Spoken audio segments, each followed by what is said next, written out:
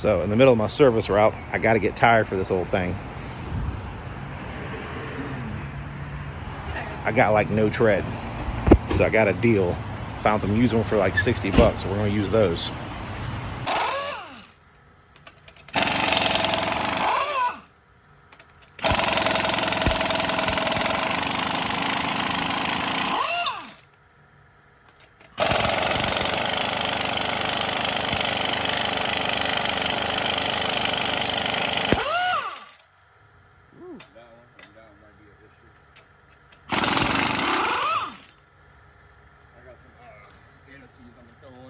Yeah, definitely do that. Maybe we gotta lube behind the washers, that way they come off. Hey, I would do this one first because it doesn't have a parking brake on it, so it's in gear. Yeah, let me just help you out. I started fixing the brakes. I haven't finished them yet. Here comes the tire with tread on it, going back on. Look at that. That was that perfect. Better than what was on there. Yeah, definitely. What was on there had no tread. Yeah. I was like, if it rains, I'm screwed. Yep. And this lines up with that.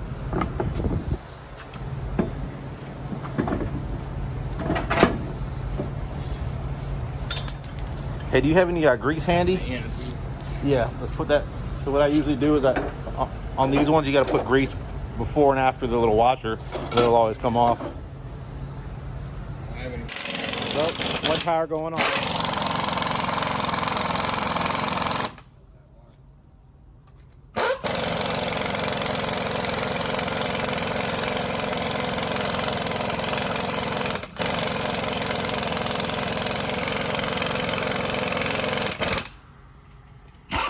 Their gun only does 120. When I go home, if I drive anywhere, I torque these to 165. So what happens when you have a heavy duty truck? It's not as easy to work on it.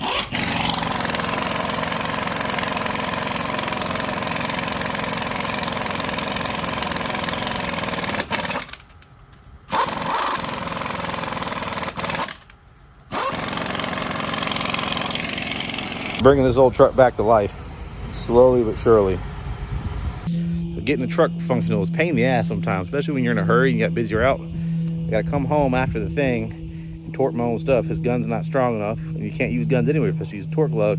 So I got this is Icon. Yeah, I got the stuff to do my own work. Right now, off to wire up a house in the heat. After all that's done, and I'm out of black diesel. I gotta make some more, and I gotta get some more. I'm burning through some fuel. You make your own fuel when you drive a service route.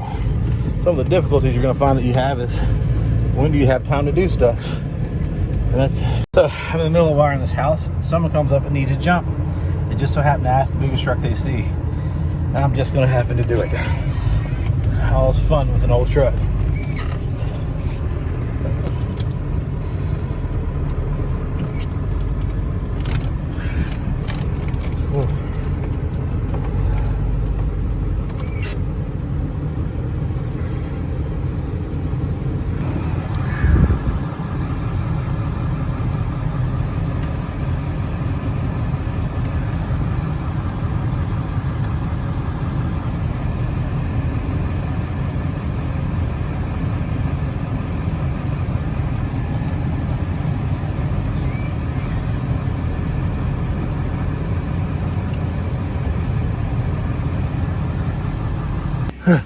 What am I doing right now?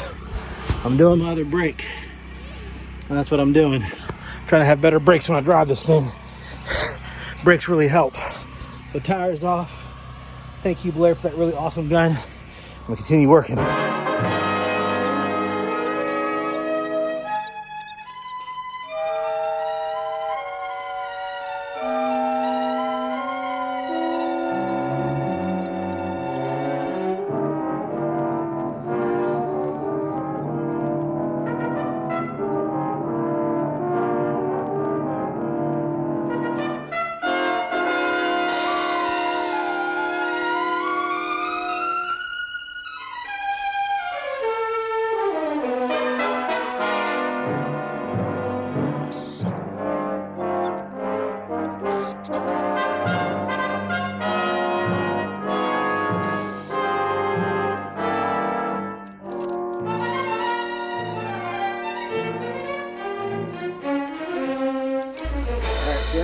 see, I'm replacing all the studs.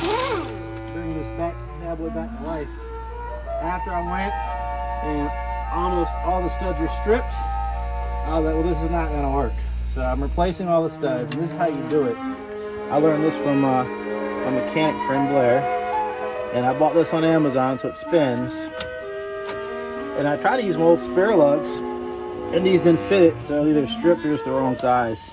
So I went and bought some of these, and I got a plan to make this work in the meantime while I'm waiting on my mag shanks. I'm using my 1/2-inch gun because I don't want a whole lot of pressure. I don't want to break anything. That 3/4 one's a bad boy. Do this back.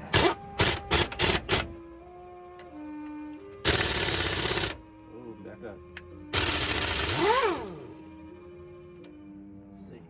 I don't want to thread it wrong. There we go. Should be nice and easy. There we go.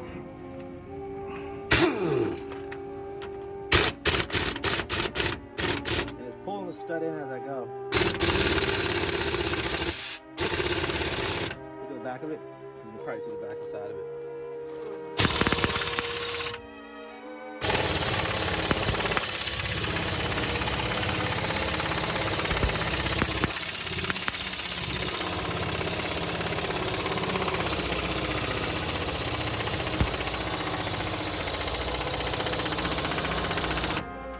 I just want to say I have brakes in the OBS. It's only taken me an Apple Watch, a pair of sunglasses, a 1/2-inch air gun braking, replacing 8 lugs on the driver's side, or eight studs on the driver's side, ordering 8 more custom lugs. I probably need 10 now, and breaking a lug or breaking a stud on the passenger side, and having my friend come help me do the drum brake because I had no idea what I was doing. But we got brakes. The damn thing stops. I'm so happy. And now I can finally get 2 days later to the leak at the top of the motor. Easy. Easy. Mommy, have you even seen me? No, I haven't seen you in like a week. Exactly. I've been raising these kids like a single mom. The truck loves me. Yeah. That's your new mistress, right? It's until she's fixed and doesn't love me anymore. Will I be seen? You can be seen on camera. There you go. You're not even showing. Here, you knew. How much did we pay for those glasses? $1. And I paid $1 for these glasses. We can't buy expensive sunglasses in this family. The mommy can. Well, you're the only one. Everybody else breaks their sunglasses. All right. After that, I got all that stuff fixed. The brake, parking brake, the leak.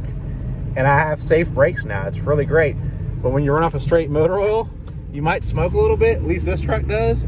It's like, if you can see it, there's like a cloud of smoke behind me. But what are you gonna do? Everything's still not right on the truck. So that's probably gonna go down when I get some more stuff fixed. But yeah, she smokes. Now my other trucks that I run on it don't really smoke that bad at all. This one smokes on the waste motor oil quite a bit. Like, I'm sitting at the stoplight, and people are getting from behind the truck, and I'm like, well, my fuel's free, so it's just gonna be what it's gonna be. You know, everyone burns waste motor oil. I just happen to burn it for fuel. Let me see when we stop up here if we can see this crap again. It's kind of comical. They're like, who is this guy with a smoky truck? If they only knew that I was rolling for free, they probably hate me. All right, you can see the smoke. She's a bit smoky, but I like it. I like it. Once I get that whole turbo situation straightened out with the get that catch can off here back to how it's supposed to be, I suppose that'll go down some. But yeah, this truck smokes a lot of waste motor oil. So got the turbo off. This is completely loose. That was loose. So much for the seal. Got to clean this. And now finally the crankcase seals, which I'm going to redoing this whole gen, taking all this nonsense off and putting it back to stock. And so now I'm going to take this off and replace the seals. Look, there's supposed to be washers under these screws, and there's not. So now we're going to lift it up. There's probably nothing on it at all. I'll take out one screw. I don't want to drop anything in the motor. Be all luck. 1, 2. You can see the washers. Now let's see if there's any seals there. No seals. Is that the seals? No seals. What do you know? It was some liquid type crap. Look at that. So we're gonna actually put seals there. It's sanded, cleaned. Try to get the seals clean. Now I'm gonna put the seals back on this bad boy, and hopefully I'll stop one of my leaks. The road to service, man. It's not easy. All right, seals on. Screw seals on. Also, no clamp on that hose, so I just put one there. And then this hose, which goes under here, has no clamp on it either, so I'm gonna put one in there. She's gonna start breathing better. Holy cow. All right, now I got it all back together, so I gotta test it. But now I gotta replace whatever this hose is because it's too small. And it literally doesn't even fit. If you look at the, where's the end of it? Yeah, he stretched it on the hose. We're gonna put a hose that fits on there, but eventually, talk to my friend Blair, mechanic, we're deleting this whole thing. For that proper size hose, now I just get it in the bottom of this, and then this is good temporarily. All right, clamp there too. So now that should stop the leak.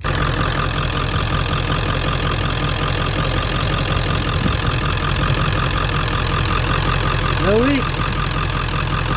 I watched it for a minute. All right, old belt's off. Whew. No big deal. Only got a little bit of mess, and I got the drain pan under there because I realized. Now, time to unbolt this, and I'm using my Harbor Freight bolt or gun.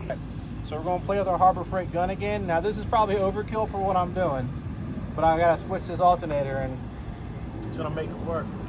But, you know, I bought it and I'm going to play. So I just got to figure out, yep, 13. So I'm not breaking out my air, which is nice. We'll see how this works. Oh, you're so fancy. You flip tool. I'm very fancy. Yeah, right. Very, very fancy. Have you told them about the situation? We're a random person. All right. So now we're going to see if we can't unbolt her pretty easily. Very nice. One bolt. Yeah, that's exactly what I was looking for.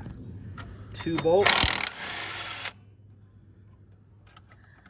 Very nice again. Getting all this? You notice my B wire just broke right off when I did this? And the old too small alternator is now out. And you can see it's only like half the size. They trusted that little belt for this truck when it needed this belt. You know, my spare alternator does not fit. It is way too big. Bigger than the housing, so I wonder if I can just change the pulley there. That might happen. I'll figure that out. Sure enough, pulley comes off. And I did it with the Harbor Freight gun. So that's what I'm gonna do. I gotta find a pulley that fits this. And that's like a Motorcraft alternator.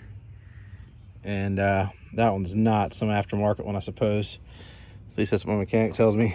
So, you know, at least my Harbor Freight 1/2-inch impact pulled the bolts off no problem, which I knew it would. But I have to break out air for this. That was nice. I have to get the 3/8 impact next. That'll be on my list, not an emergency.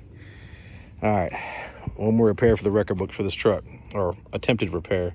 But that's how it is when you're in trucks. You try to go fix one thing and you find something else you got to fix.